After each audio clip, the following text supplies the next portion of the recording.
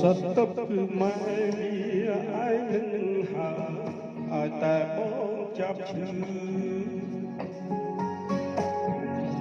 សត្វទឹកគឺមានតែម៉ែវាមួយរពេលបងមានទុក្ខព្រួយដើរខ្លួនររៀលក្រហាយក៏ម៉ែវាខំជួយកាន់ចូល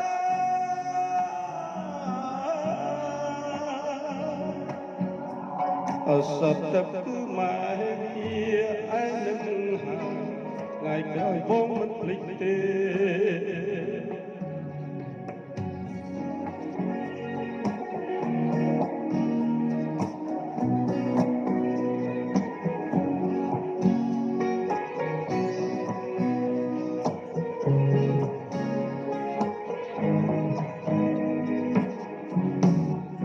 សត្វទឹកមិនបា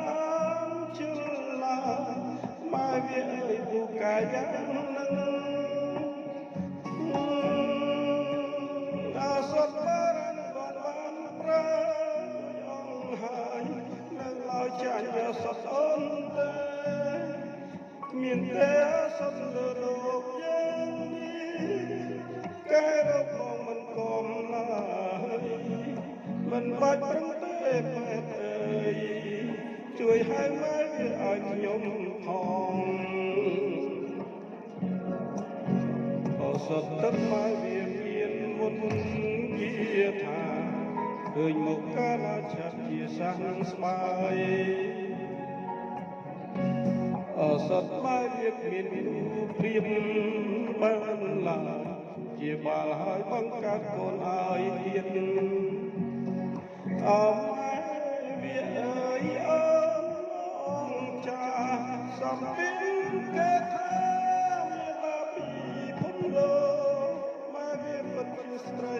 មានដៃ100ជាតិក្រោយយើងជួបគ្នាទៀត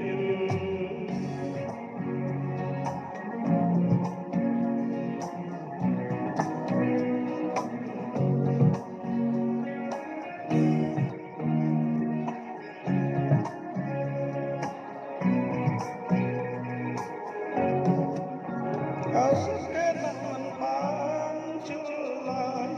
ម៉ែវាកាយ៉ាងនឹងសត្វ